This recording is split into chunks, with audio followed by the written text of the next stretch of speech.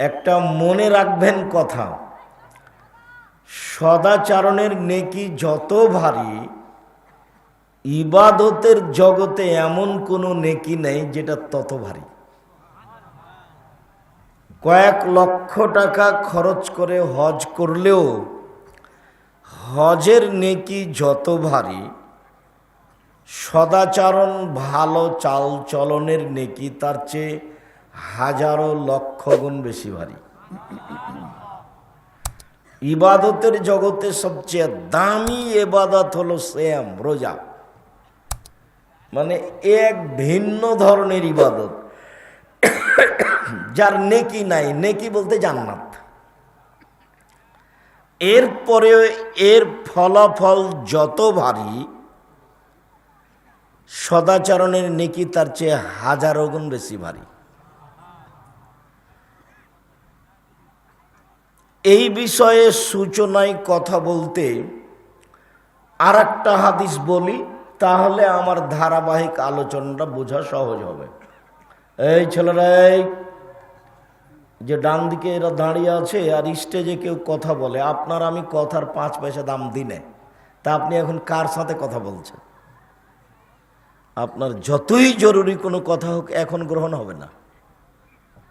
আপনি দয়া করে আমাকে কোনো কাজ দেখায়েন না। আপনার জন্য আমি এসেছি, আপনাকে আমি খুব ভালোবাসি, কাজে দয়া করে আপনি আমাকে কোনো কাজ দেখাবেন না। তো আপনি আপনার কাজ ত্যাগ করে ভদ্রতা বজায় রেখে চুপচাপ বসে আলোচনা শুনুন। আমি আপনার জন্য এসেছি, আপনার কিছু না কিছু উপকার করবই করবো ইনশাআল্লাহ। তো আমি আর একটা হাদিস বলি, তারপর ধারাবাহিক কথা সাজাই। উমামা বাহেলি রাদিয়াল্লাহু তাআলা আনহু বলেন, রাসূল সাল্লাল্লাহু আলাইহি সাল্লাম একদা বললেন, আনা যাইমুন বিবাইতিন ফি ওয়াসতিল জান্নাহ লিমান তারাকাল মিরাহা ওয়া ইন কানা মুহিক্কান। কেউ যদি তর্ক ছেড়ে দেয়, সত্য হলেও তর্ক না করে, মুহাম্মদ সাল্লাল্লাহু আলাইহি সাল্লাম বলছেন, কেউ যদি সত্য হলেও তর্ক করবে না। একজন বলছে এইটা আব্দুর রাজ্জাক সাহেব বলেছেন, আরে না এটা বলেছেন, আরে না এটা বলেছেন। তখন আপনি বলছেন আসসালামু আলাইকুম, আপনি থাকেন, আমি গেলাম, আমি তর্ক করতে রাজি নই। এইরকম লোককে আল্লাহর নবী জান্নাতে একটা ঘর নিয়ে দিবেন। এই জিম্মেদারি মুহাম্মদ সাল্লাল্লাহু আলাইহি সাল্লাম নিজে নিয়েছে। বলছে তার জিম্মেদার আমি, কিভাবে নিয়ে দেবো সেটা আমার ব্যাপার। 1 2 অবে বাইতিন ফি রাবাদিল জান্নাহ লিমান তারাকাল কিদবা ওয়া ইন কানা মাদিহা। কেউ যদি মজাক করে হলেও মিথ্যে ছেড়ে দেয়, মিথ্যে বলবে না, মজাক করেও বলবে না, তাহলে আমি মুহাম্মদ সাল্লাল্লাহু আলাইহি সাল্লাম তাকে জান্নাতের মাঝামাঝিতে একটা ঘর নিয়ে দেব। সেই জিম্মেদারি আমার, কিভাবে নিয়ে দিতে হবে সেটা আমার ব্যাপার। মজাক করে হলে মিথ্যা বলতে পারবে না। 3 ও আলাল জান্নাহ লিমান হাসানা খুলুকাহু। আর আমি জান্নাতুল ফেরদাউস নিয়ে দিব ওই ব্যক্তিকে যে তার চাল চলনকে ভালো করবে। যার চাল চলন ভালো, তার জন্য জান্নাতুল ফেরদাউস। জান্নাতুল ফেরদাউস ঘোষণা চাল চলন ছাড়া আর কোনো নেকিতে নেই। হজ করেছে, কবুল হয়েছে, হয়ে গেছে সেই দিনের মতো যেদিন তার মা তাকে জন্ম দিয়েছে, নিষ্পাপ হয়ে গেছে। তার মানে হজ কবুল হলে মানুষ নিষ্পাপ হয়, কিন্তু জান্নাতুল ফেরদাউস পাবে এ কথা নয়, নিষ্পাপ। অসুখ বিসুখ হওয়ার পরে যদি মানুষ বলে আলহামদুলিল্লাহ, তাহলে লোকটা হয়ে যায় সেই দিনের মতো যেদিন তার মা তাকে জন্ম দিয়েছে, নিষ্পাপ হয়ে যায়। নিষ্পাপ হয়ে যায় অসুখ অবস্থায়, অসুস্থ অবস্থায় আলহামদুলিল্লাহ বললে এটা অনেক বড় নেকির কাজ। তো তো হ্যাঁ, ও নিষ্পাপ হয়ে গেছে, জান্নাতে যাবে, কিন্তু জান্নাতুল ফেরদাউস নয়। এখানে একটা কথা মাথায় জাগছে, সেটাও বলে রাখি। আল্লাহর নবী বলছেন যে কারো গায়ে যদি জ্বর হয়, জ্বর বুঝি তো, তাই না? জ্বর হয় তো তার শরীর থেকে পাপ ঝরে যায়, কামারের ভাটিতে, হাপড়ে ভাটিতে লোহা স্বর্ণ চাঁদি দিলে যখন ওতে আগুন লেগে লাল হয়ে যায়, তো স্বর্ণ চাঁদি থেকে ময়লা যেভাবে ঝরে যায় কামারের ভাটিতে, জ্বর হলে মানুষের পাপ সেভাবে ঝরে যায়। মনে থাকবে না মনে হয়? তো মাথা ব্যথা, তাই তো যাচ্ছে সিঙ্গাপুর। তো কি আর ও ধৈর্য ধারণ করে? ধৈর্য ধারণ করে না। টাকা পয়সাও আছে, টাকা পয়সাও আছে, তো সিঙ্গাপুরও আছে, আরো বিভিন্ন জায়গায়, চেন্নাই, আরো কত কি। আলহামদুলিল্লাহ বললে ফলেই নিষ্পাপ। আর যদি জ্বর হয় তাহলে ওর গাও থেকে পাপ ঝরে এভাবে। হাদিস বুখারী মুসলিম। আপনার আমার বিবেচনার প্রয়োজন নাই, রাসূল যা বলেছেন সেটাই। তো নিষ্পাপ হয়ে যায়। আর একটা কথা বলি, নিষ্পাপ হয়ে যায়। আল্লাহ রাসূল একদা বলছেন, আলা আদুল্লুকুম মাইমুল্লাহু বিল খাতায়া রফাইহুদ দারাজা, সঙ্গী সাথী, আমি তোমাদের বলে দিব না এমন একটা নেকির কথা যাতে পাপ মিটে যাবে, মান বেড়ে যাবে। সঙ্গী সাথী, আমি তোমাদের এমন একটা নেকির কাজের কথা বলে দিব না যাতে পাপ মিটে যাবে, মান বেড়ে যাবে। সঙ্গী সাথী, আমি তোমাদেরকে এমন একটা আমলের কথা বলে দিব না যে আমল করলে পাপ মিটে যাবে, মান বেড়ে যাবে। কালু বালা, হ্যাঁ বলেন বলেন, কিন্তু ভালো কথা, সেটা কি বলেন?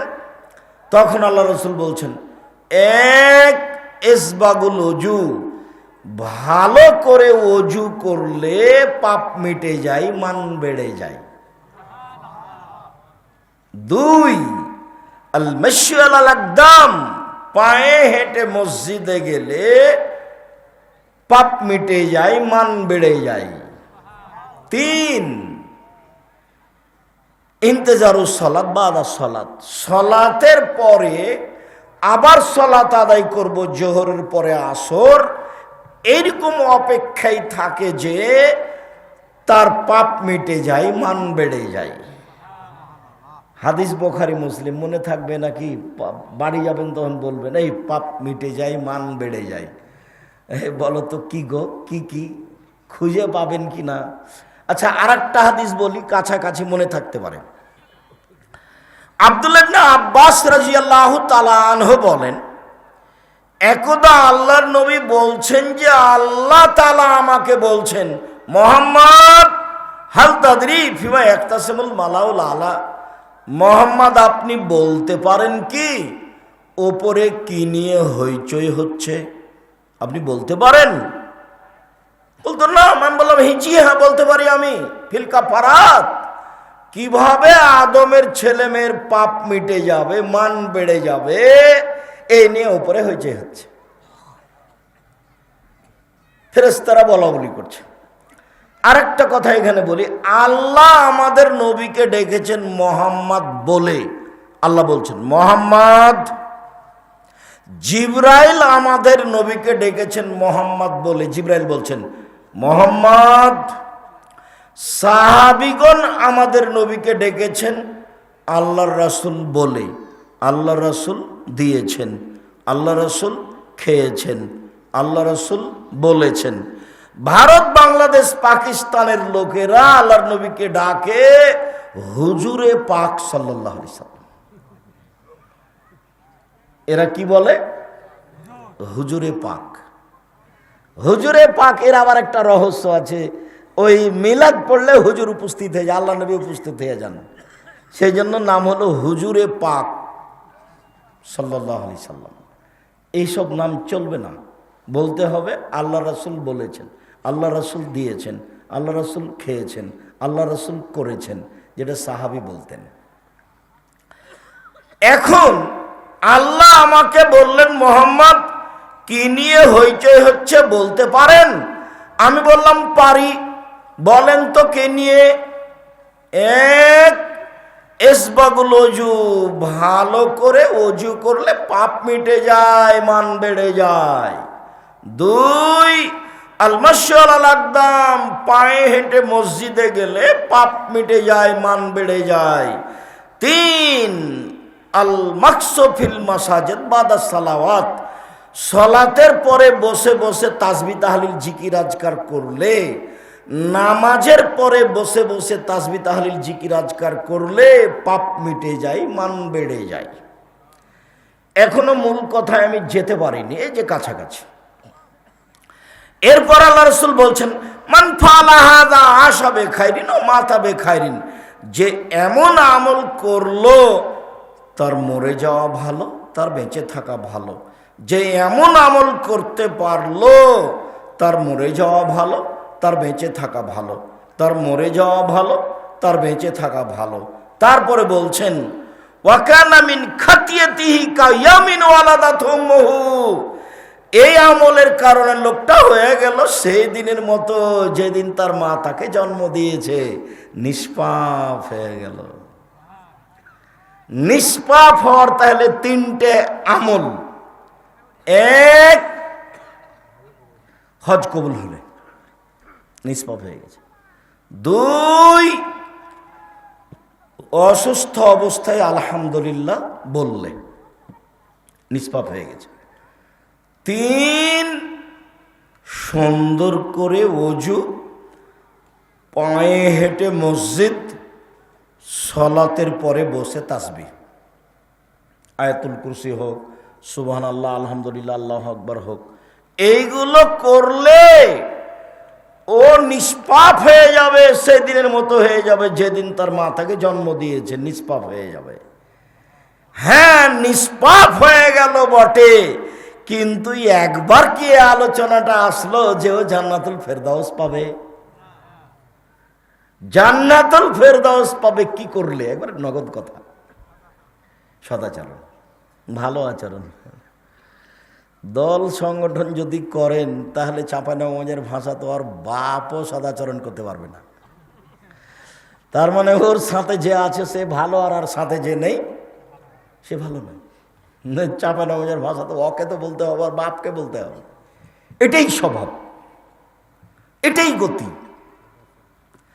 কতদিন বললাম আপনাকে যে ওরা দুই বোন একসাথে জন্ম নিয়েছে, দেখতে খুবই সুন্দরী, ভদ্র, নম্র মেয়েরা, মেধাও ভালো, বড় হয়ে গেছে, খুব চালচলন ভালো। একজন বোন আর একজন বোনকে ছেড়ে থাকতে পারে না। তো একজনের বিবাহ হয়েছে আওয়ামী লীগ লোকের সাথে, আর একজনের বিবাহ হয়েছে বিএনপি লোকের সাথে। ওরা এখন আর আপোষে কথা বলে না। কিন্তু ভালোই ছিল, এরকম কেন হলো? খুব জেহেনটা খালি রাখতে হবে। কোন প্রকার কোন ব্যক্তির ভালোবাসা রাখতে হবে না ভিতরে। ভালোবাসার মানুষ একজন, মুহাম্মদ সাল্লাল্লাহু আলাইহি সাল্লাম। যেভাবে চলেছেন, যেভাবে করেছেন, যেভাবে খেয়েছেন আহাল পরিবার নিয়ে, যেভাবে থেকেছেন সেভাবেই থাকতে হবে। পরিবারের উপরে কন্ট্রোল, শক্ত ক্ষমতা রাখতে হবে। শুনুন, সদাচরণ, পাপ নেকি ওজন হবে বিচারের মাঠে। হিন্দুদের পাপ নেকি ওজন হবে না।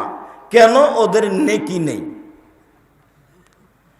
ইহুদিদের পাপ নেকি ওজন হবে না। কেন? ওদের নেকি নেই। খ্রিস্টানদের পাপ নেকি ওজন হবে না। কেন? ওদের নেকি নেই।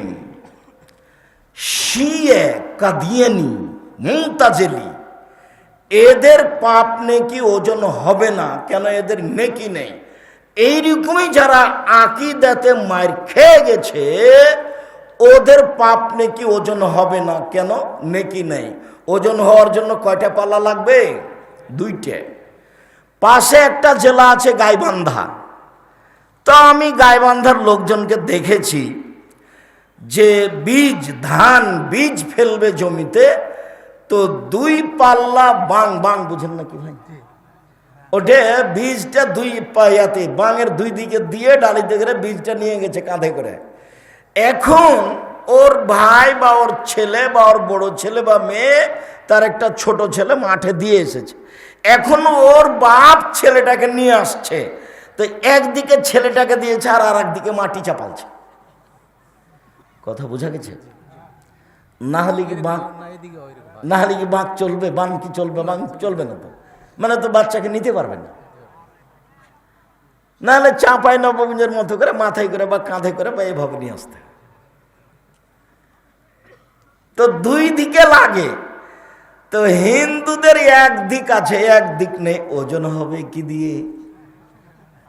ইহুদিদের একদিক আছে, একদিক নেই, ওজন হবে কি দিয়ে? তো এদেরকে জাহান্নামে নেওয়া হবে কিভাবে? আল্লাহ তাআলা বলছেন ফায়ু খাজবিন নাওয়াসি ওয়াল আকদাম, তাদের মাথা এবং পা একসাথে ধরে জাহান্নামে নিক্ষেপ করা হবে। আল্লাহ তাআলা বলেছেন যারা মুমিন পুরুষ নারী পাপ করে নেকি করে, পাপ করে নেকি করে, আল্লাহ একজন বিশ্বাস করে, নবী মাটির তৈরি বিশ্বাস করে, আকীদা ঠিক আছে, এদের পাপ নেকি ওজন হবে বিচারের মাঠে। তো সবচেয়ে ভারী নেকির কাজ আমল কি বলেন তো দেখি? সদাচরণ। আল্লাহ বলেছেন, নবী বলেছেন। ধারাবাহিকভাবে আয়াত এবং হাদিস আপনার সামনে পেশ করব কিছুক্ষণ। দয়া করে কোনো প্রয়োজন আমাকে দেখাবেন না, যতই কষ্ট হোক কিছুক্ষণ ধৈর্য ধারণ করে বসে থাকবেন। আর ইনশাআল্লাহ যারা আপনারা রাস্তাঘাটে আছেন, দোকানপাটে আছেন, বাড়িতে আছেন, তারা আসেন, আমি আপনার জন্য এসেছি। আপনার কিছু না কিছু উপকার করবই করব ইনশাআল্লাহ। আল্লাহ বলছেন ইদফা বিল্লাতি হে আহসান। মুহাম্মদ সাল্লাল্লাহু আলাইহি সাল্লাম মানুষের সাথে কথা বলার সময় মানুষ যা বলেছে আপনি তার চেয়ে উত্তম বলুন। ও যদি যেটা বলেছে আপনার সাথে কথা বলতে গিয়ে মন খারাপ করে, আপনারটা যেন তার চেয়ে ভালো হয়। তাহলে আপনার মাঝে আর আপনার শত্রুর মাঝে যে মন কষাকষি আছে, এটা অন্তরঙ্গ বন্ধুতে পরিণত হবে। সাধারণ মানুষ পারে, হুজুর আলেম ওলামা পারে না। একজন আর একজনকে খালি ফেসবুকে ধুয়ে ছেড়ে দিচ্ছে। আর আপনি যদি আমাকে 1000 বার ধুয়ে দেন, তবু আমি আপনার নাম নিব না। ওই পাতা আমি পড়ি না কোনোদিন ইনশাআল্লাহ। কারো ব্যাপারে কিছু বলতে হবে আমাকে, এই পাতা আমি পড়ি না, ওর নামই নি না, তোকে পড়বো কি? সারা দিন যদি আমার পিছনে লেগে থাকে, ওর নামই নিব না। ওই পাতায় ছিঁড়ে দিয়েছি। এবং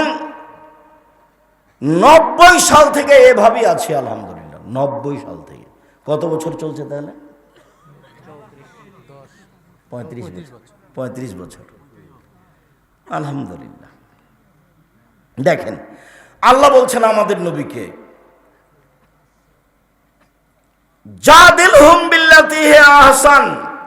শোনো, মানুষের সাথে যখন তর্ক বিতর্কে কথা বলবেন, বাদ বিতণ্ডে কথা বলবেন, তখন আপনার কথা যেন তার চেয়ে সুন্দর হয়, তার চেয়ে ভালো হয়। ক্ষমতা দেখিয়ে কথা বলবেন না, দাপট দেখিয়ে কথা বলবেন না, নিজেকে নবী মনে করে সবচেয়ে দামি মনে করে কথা বলবেন না। পৃথিবীর মানুষ দলীয় দাপটে কথা বলবে না, ফেরাউন ডুবে গেছে। পৃথিবীর মানুষ দলীয় দাপটে মানুষকে অপমান করো না, জেল হাজতে দিও না। সময় মাত্র 45 মিনিট, সময় মাত্র 45 মিনিট। 45 মিনিটের মধ্যে দেশ ছেড়ে দিতে হবে। দাপট দেখিয়ে কোনো লাভ নাই। সময়ের গতিতে এমন ভাবে অপমান হতে হবে কেউ যদি নিরুপায় দেখে পৃথিবীতে, একেবারে নিরুপায়, তাহলে দেখতে পারে খুলনার অঘোষিত সম্রাট এরশাদ শিকদার। মেয়ের মাথায় একটু হাত দেওয়ার সুযোগ চেয়েছিল, হয়নি। পৃথিবীতে যদি কেউ দাম্ভিক প্রেসিডেন্ট দেখতে চায়, রাতে রাতে দেশ দখল, প্রেসিডেন্ট সাদ্দাম। ক্ষমতা দেখিয়ে, জুলুম করে, মানুষকে অপমান করে, মানুষের বদনাম গীবাত করে, মানুষকে খাটো করে একদিন বেঁচে থাকার চেষ্টা করিয়েন না, প্রয়োজন নেই। 4টে কাজ বলেছি। 1, 5 ওয়াক্ত সালাত। 2, হালাল রুজি। 3, কোরআন তেলাওয়াত। 4, দুইজন যেখানে বসে আছে সেখানে বসবেন না। আড্ডা পিটা চিরদিনের জন্য হারাম। দোকানই বসবেন না। মাথায় টুপি আছে, দোকানে বসে আছেন, ল্যাংটা মেয়ে নাচছে, তো নগ্ন ল্যাংটা মেয়ে দেখে কলিজা ঠান্ডা করে, চক্ষু ঠান্ডা করে জান্নাত কিনবেন। আপনার স্বভাব ভালো, এ কথা বললো কে? আপনার স্বভাব খারাপ, আপনার খাসলত খারাপ। বেটি ছেলে দেখেন মন ভরে দোকানে বসে, আর আপনি তাহাজ্জুদ পড়েন, ধর্ম পাগল হয়ে গেছে। এটা কোন কথা? এ কোন নোংরা স্বভাব। শুনুন সম্মানিত দিনী ভাই বোন, আল্লাহ আমাদের নবীকে আদেশ করছেন, প্রতিপক্ষের সাথে তর্কে বিতর্কে কথা বললে আপনারটা সুন্দর হতে হবে। আদেশ। চলেন আরো। আল্লাহ বলছেন, ফাবিমা রাহমাতিম মিনাল্লাহ লিনতা লাহুম ওয়ালাউ কুনতা ফাযযান গালিযাল কলব লানফাযযু মিন হাওলিক। মুহাম্মদ সাল্লাল্লাহু আলাইহি সাল্লাম, আল্লাহর পক্ষ থেকে বড় দয়া যে আপনি নরম স্বভাবের হয়েছেন। মুহাম্মদ, আপনার স্বভাবটা নরম। আল্লাহ বলছেন, আপনার স্বভাবটা যদি কর্কশ খারাপ হতো, লানফাযযু মিন হাওলিক, মানুষ আপনার পাশ থেকে সরে যেত। শোনেন, কয়েকটা কথা শোনেন। আল্লাহ বলছেন আমাদের নবীকে, এক ফাফু আনহুম, মানুষ যা বলেছে বলেছে সবকে মাফ করে দেন। যে যা বলেছে সব মাপ। আফগানিস্তান সব মাপ নাকি ভাই? কারো বিচার নাকি? জেল খালি, কারো বিচার নেই, মাফ করে দেন আপনি, কোনো কথা নাই। মুহাম্মদ সাল্লাল্লাহু আলাইহি সাল্লাম, আপনি সবকে মাফ করে দিবেন, কোনো কথা নাই এখানে। 2, আস্তাগফির লাহুম, মাফ তো করবেনই। আপনাকে গালি দিয়ে যে লোকটা পাপ করেছে, এই জন্য আপনি আল্লাহকে বলেন, আল্লাহ ওই লোকটা আমাকে গালি দিয়ে পাপ করেছে, আল্লাহ তুমি লোকটার পাপ মাফ করে দাও। এর নাম সদাচরণ। আল্লাহ আমাদের নবীকে বলছেন। আর আপনি যদি দল করেন, আর আমি যদি আপনার দলের বিরোধী হই, আর আমি যদি বিপদে পড়ি, তাহলে আপনি বলবেন ঠিক হয়েছে, ঠিক হয়েছে, উচিত হয়েছে, উচিত হয়েছে। তওবা করতে হবে, এই স্বভাবের মুখে পেশাব করে দিতে হবে। এই নোংরা ন্যাক্কার যেন স্বভাব কোনোদিন প্রচার করতে হবে না, মুখে বলতে হবে না। বিরোধিতা করে ক্ষমতা দেখে একদিন বেঁচে থেকে লাভ নাই। ১,৫০০ বছর পরেও ফেরাউন ডুবে গেছে। কতদিন ক্ষমতা দেখানোর পরে? ১,৫০০ বছর। মানে অন্যায়ের একদিন শেষ আছে, অন্যায়ের একদিন শেষ আছে। ও খারাপ আচরণ করেছে। আপনি আজকের ঘটনা বলি, আজকের ঘটনা আপনার এখানে গাড়ি থেকে নেমে সর্বপ্রথম যে একটা ছেলে হাত লাগিয়েছে, বলছে মুফতির কথা শুনে আপনাকে অনেক গালি দিয়েছে, আমাকে মাফ করেন। তা বললাম করলাম। আজকের ঘটনা। যেই জেলাতে যখন যাই তখনই এরকম আমি দেখি, 2জন 1জন 4জন এক একজন বলেই যে আমাকে মাফ করে দেন। মানে কার পাল্লাতে পড়ে যে এতই বলেছে, মন ভরে গালি দিয়েছে। তো এখন সে সব সময় ধাক্কা খায় তার অন্তরে। আমি তো তার নাম পড়ি না, আমি তার পাতাই পড়ি না।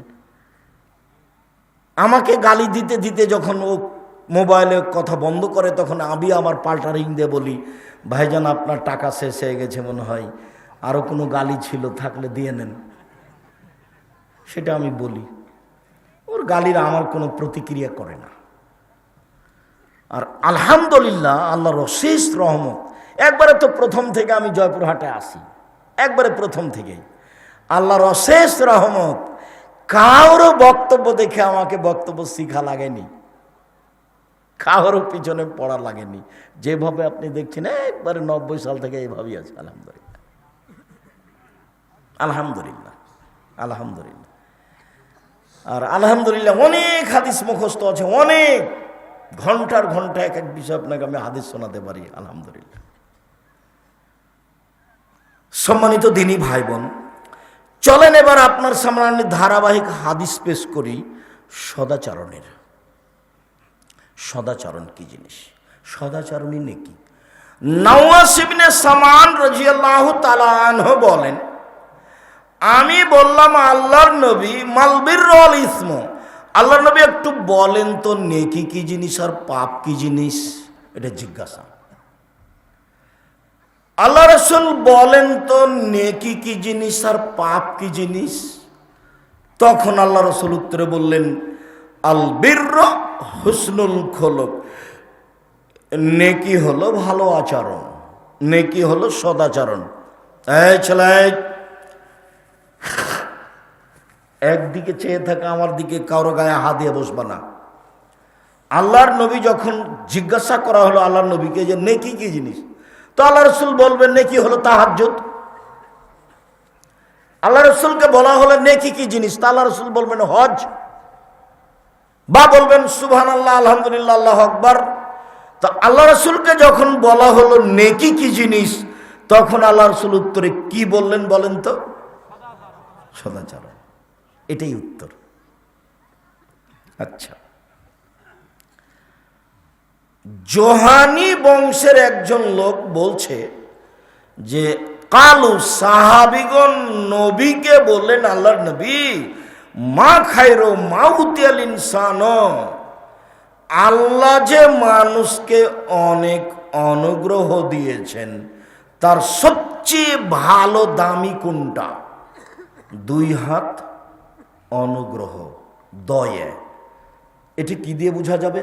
যার 1 হাত নাই তাকে জিজ্ঞাসা করেন কেমনে কাপড় পরে, কেমনে পানি খরচ করে, কেমনে পানি বদনা দিয়ে ধরে, বদনা ধরে, কত সমস্যা। ওকে জিজ্ঞাসা করলে বোঝা যাবে যে 2খানা হাতের কত দাম। 2 পা যে আল্লাহর নেয়ামত, এটা কাকে জিজ্ঞাসা করলে বোঝা যাবে? যারা এখন পা নেই। তো ছেলে মেয়ে, আহাল পরিবার, টাকা পয়সা, জমি জায়গা, সব আল্লাহর নেয়ামত। আচ্ছা বলেন তো আল্লাহর নবী সবচেয়ে ভালো কোনটা?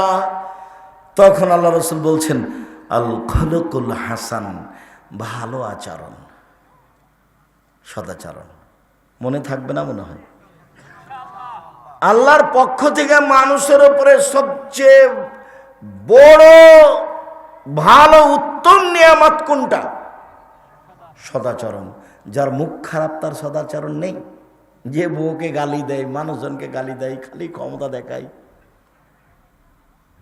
আর অকথ্য ভাষায় গালি দেয়, আর যাকে তাকে বলাই তোকে দেখে নিব, অমুক করব তমুক করব। এই তুই কে রে? তুই ক টাকার মালিক? এইরকম লোকের কোনো সদাচরণ নেই।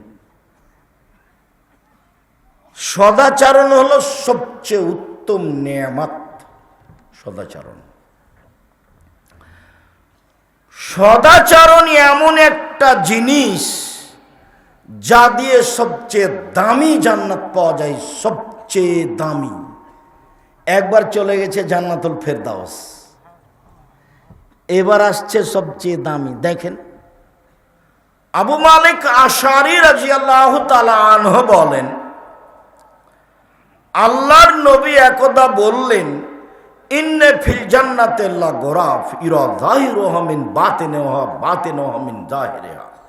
জান্নাতে কতগুলি একটু দামি দামি ঘর রয়েছে, খুব উন্নত মানের পদার্থ দিয়ে তৈরি, যার বাহির থেকে ভিতর দেখা যায়, ভিতর থেকে বাহির দেখা যায়, খালি টক টক টক টক করছে, ঝকঝক করছে, খুব দামি ঘর।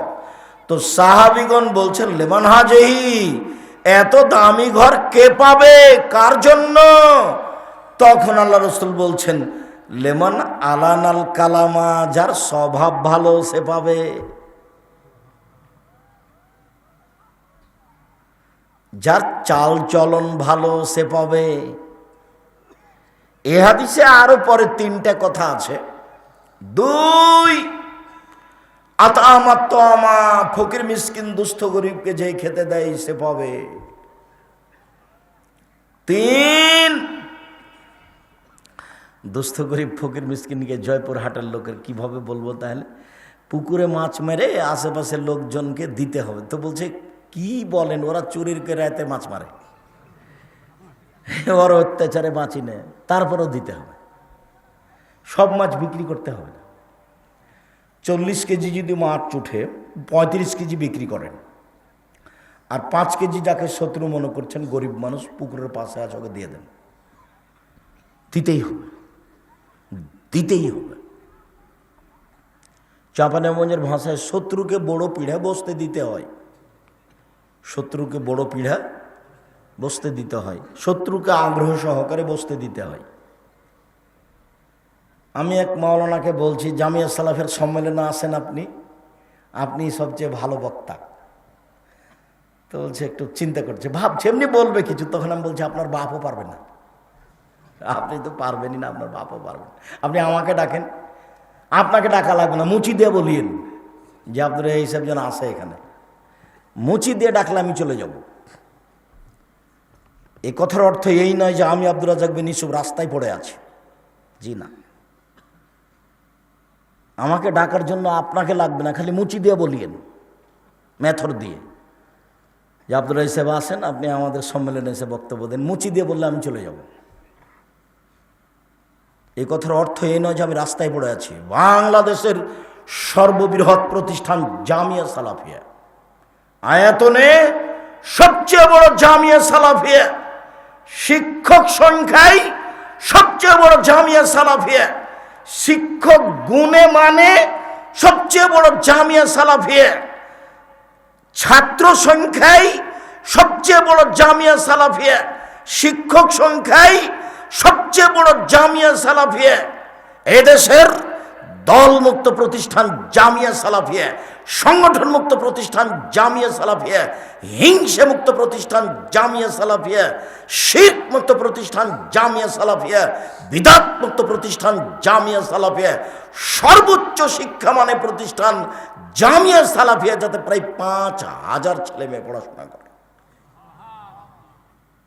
5000,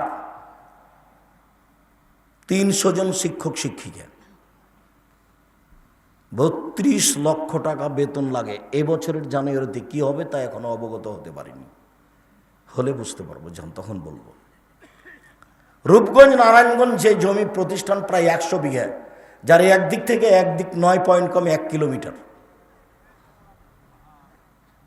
যেটা রাজশাহীতে সেটা 40 বিঘার উপরে, যেটা মেয়েদের জন্য তানোরে হচ্ছে প্রায় 60-70 বিঘার উপরে, 40 বিঘা খালি পুকুর আছে। যেটা দিনাজপুরে সেটা প্রায় 20 বিঘার উপরে। এগুলো আপনার চোখের সামনে। সম্মানিত দিনী ভাই বোন, এরপরে আপনি খালি মুচি দিয়া বলবেন আসেন আব্দুর রাজ্জাক সাহেব, ঠিক আছে চলো। নিজেকে একবারে ফ্রি করতে হবে, সদাচরণ করতে হলে একেবারেই ফ্রি।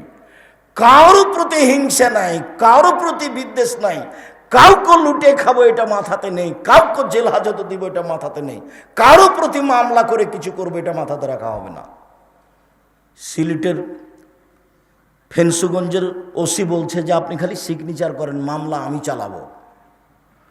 জি না, আমি তো মামলা করি না মানুষের বিরুদ্ধে, মামলা আমি করব না। যদি মামলা আমি করি তাহলে আমি মানুষে চালাচ্ছি, মামলা ও চালাতে পারে না।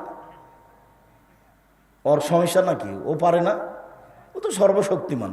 ও যদি মামলা চালাই তাহলে তার শক্তি অনুযায়ী চালাবে, আর আমি যদি মামলা করি তাহলে আমি মানুষ, কি করতে পারি? আমি খালি আগে আগে দৌড়াবো, আর যে বিবাদী সে পিছে পিছে দৌড়াবে।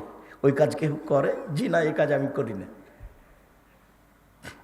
আমি বললাম ওমা তোমার আকাশ, ওমা তোমার বাতাস।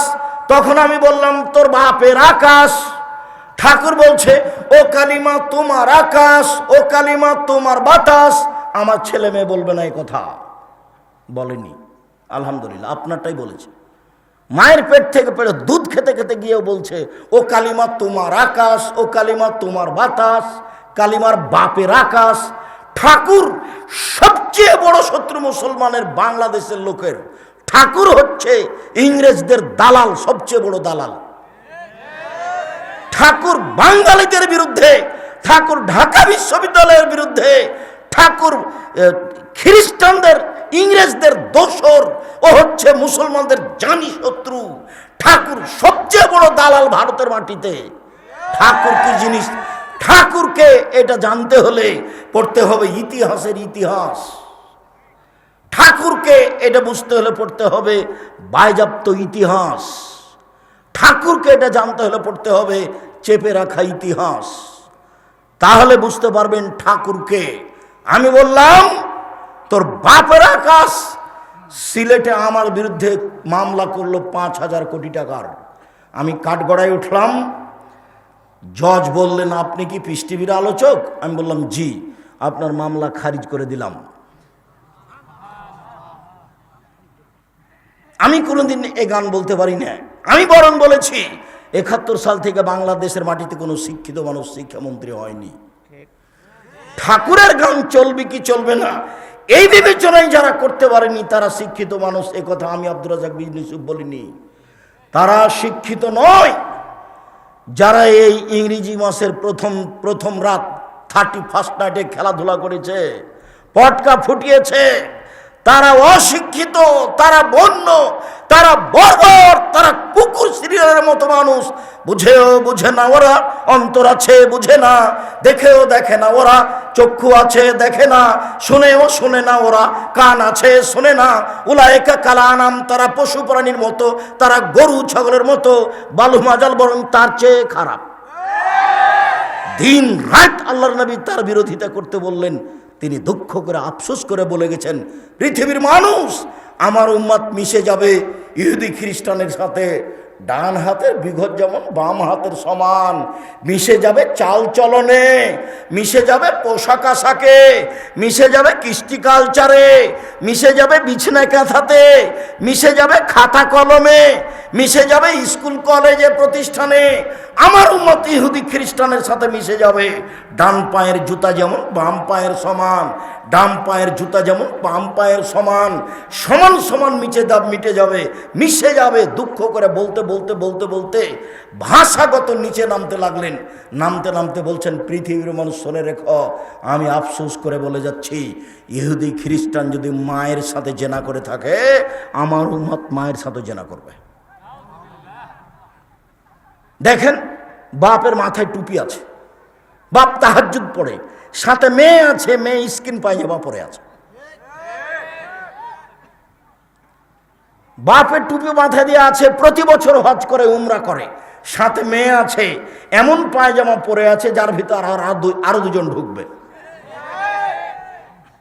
কৃষ্টি কালচারে তাদের সাথে মিশে যাবে। নখ বড় আছে মুসলমানের মেয়ের, নখে নীল পালিশ দেওয়া আছে, নেইল পালিশ মুসলমানের মেয়ে। আল্লাহ রাসূল বলছেন ইহুদি খ্রিস্টানের পতিতালয়ের মেয়েদের বৈশিষ্ট্য হচ্ছে নখে নেইল পালিশ দেওয়া। ইহুদি খ্রিস্টানদের পতিতালয়ের মেয়েদের বৈশিষ্ট্য হচ্ছে নখে নেইল পালিশ দেওয়া। ইহুদি খ্রিস্টানদের পতিতালয়ের মেয়েদের বৈশিষ্ট্য হচ্ছে নখ বড় রাখা, নখে নেইল পালিশ দেওয়া। আমার উম্মত মিশে যাবে তাদের সাথে। ডান পায়ের জুতা যেমন বাম পায়ের সমান, সমান সমান মিশে যাবে। ডান হাতের বিঘত যেমন বাম হাতের সমান, সমান সমান মিশে যাবে চাল চলনে। তারা যদি মায়ের সাথে জেনা করে থাকে, আমার উম্মত মায়ের সাথে জেনা করবে।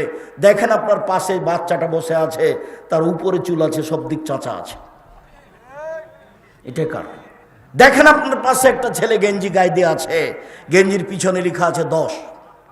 আমরা তো এটা 1 মিনিটও রাখবো না।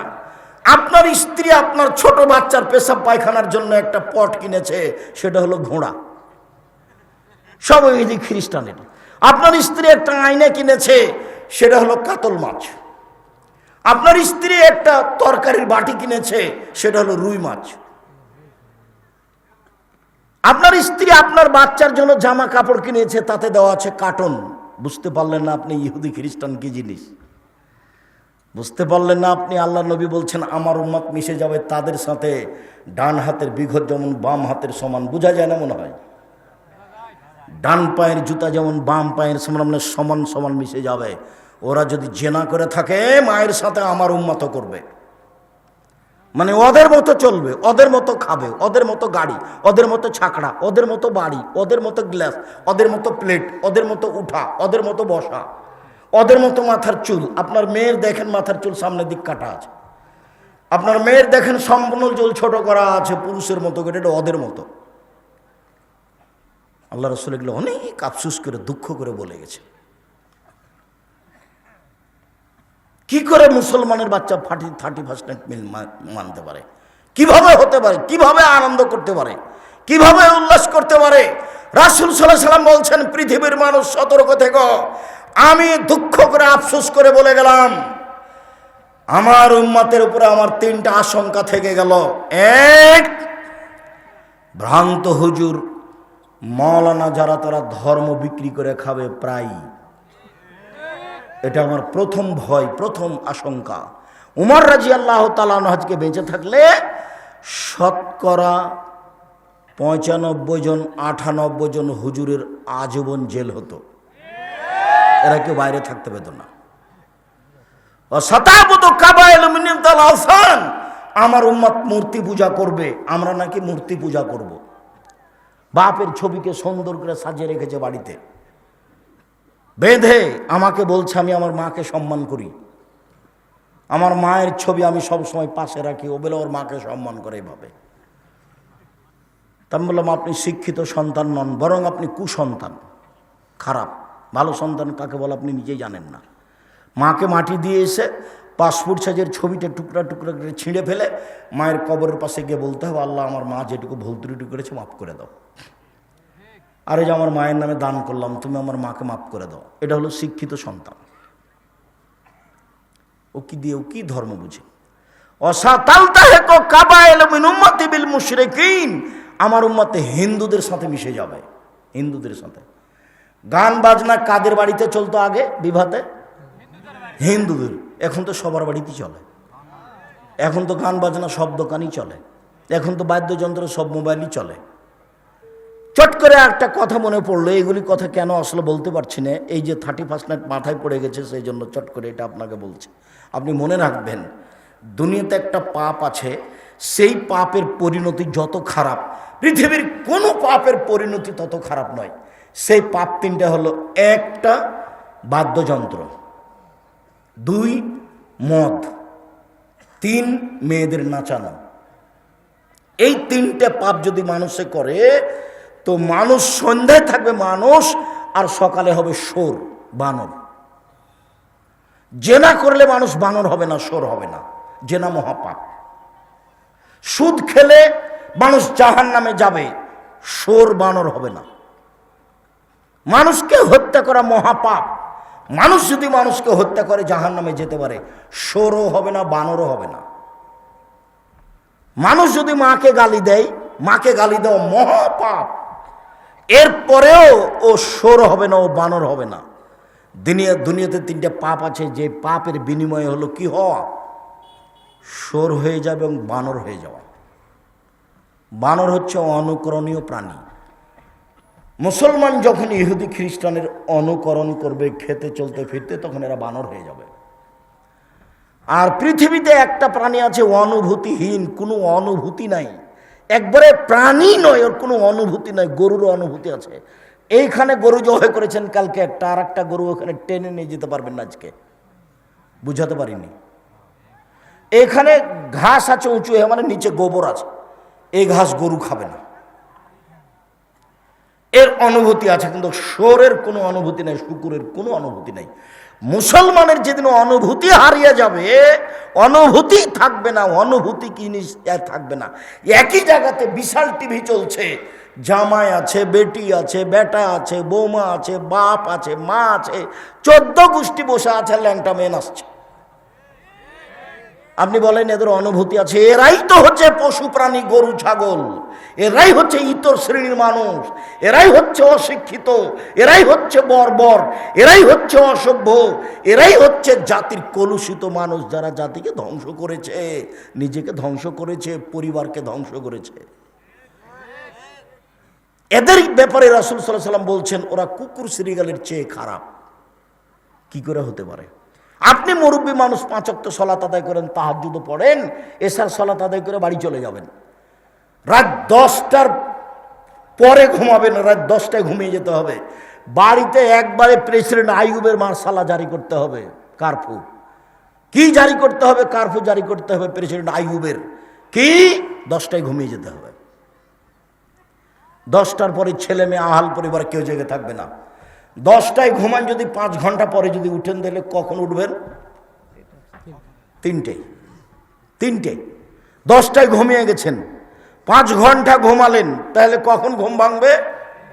3টায়।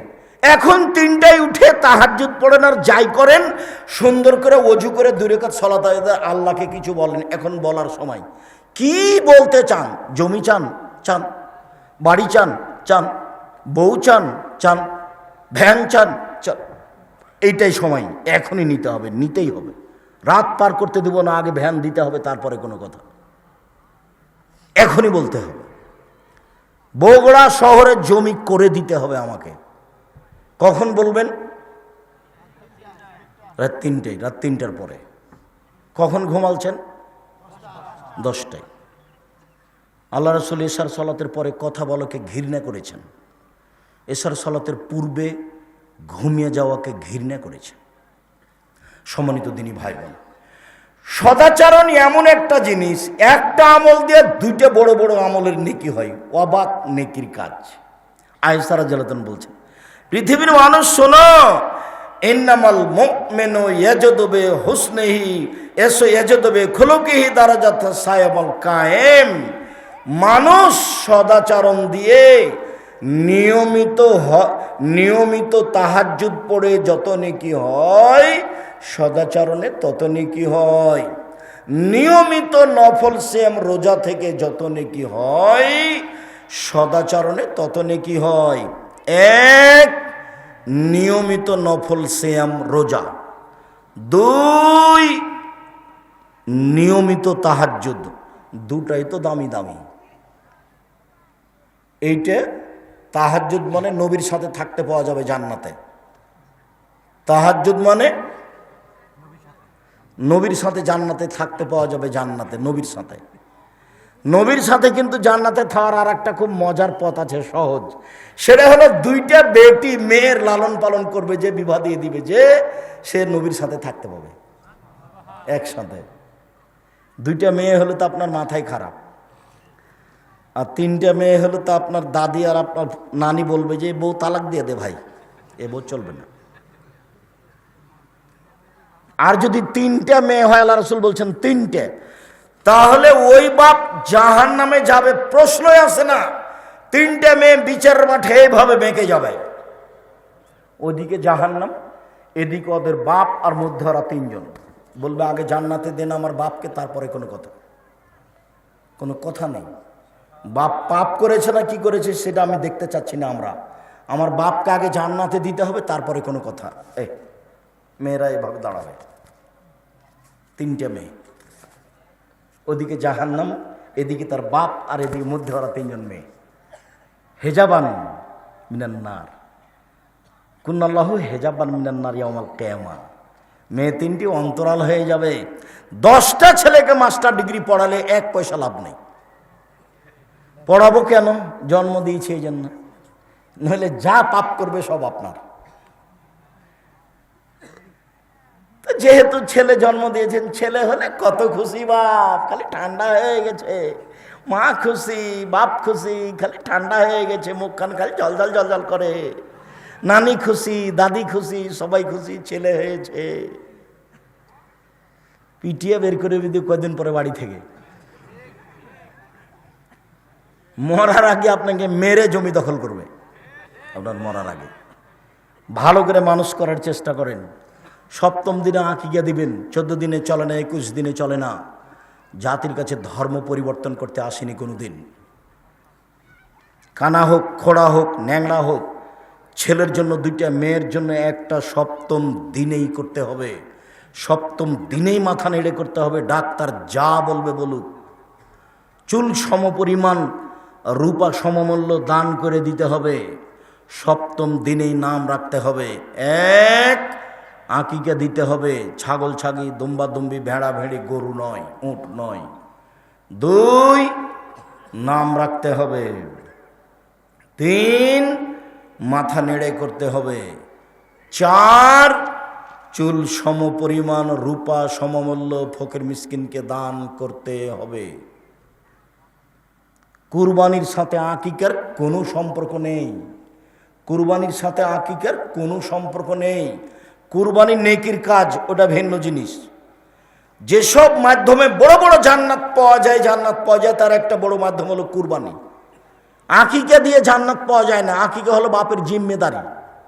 সপ্তম দিনে বাচ্চারা আকিকা দিতে হবে, প্রয়োজনে ভিক্ষা করে হলেও, কর্জ করে হলেও। কানা ছাগল দিবেন, কানা ন্যাংরা, 2 মাসের, দাঁত নাই। আকিকা মানে কুরবানি মানে চোখ সুন্দর কিনা দেখো। কুরবানি মানে কান ঠিকঠাক আছে কিনা দেখো। কুরবানি মানে লেজ সুন্দর ঠিকঠাক আছে কিনা দেখো। কুরবানি মানে পাটা ঠিকঠাক আছে কিনা দেখো। কুরবানি মানে খুরটা ঠিকঠাক আছে কিনা দেখো। কুরবানি মানে দাঁত আছে কিনা দেখো। কুরবানি মানে মোটা তাজা কিনা দেখো। কুরবানি মানে জান্নাত নিয়ে নাও। আর আকিকা মানে ভিক্ষা করে দিতে হবে। বোঝা যায় না কথা? এটা ভিন্ন জিনিস, ওটা ভিন্ন জিনিস। 14 দিনে চলে না, 21 দিনে চলে না, জীবনে একদিন চলে না, এগুলো এমনি কথা, হাদিস জয়ীফ জাল।